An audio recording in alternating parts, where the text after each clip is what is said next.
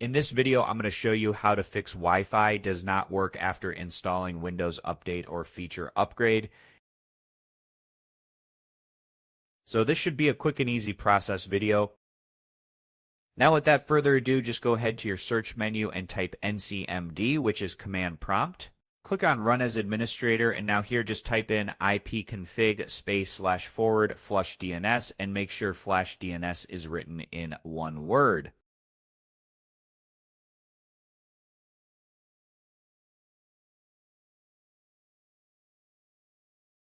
Now, after that, just hit enter, and from here, just type in netsh space winsock space reset.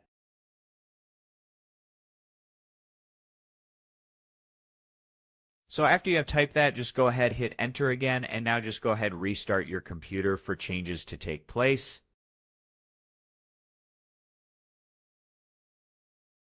So go ahead, restart it as you can see from here.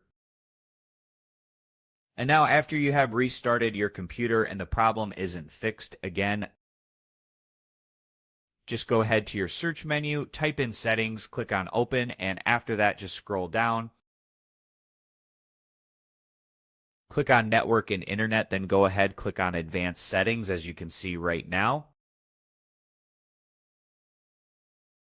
Now that you have clicked on advanced settings, click on network reset and click on reset now, then click on yes.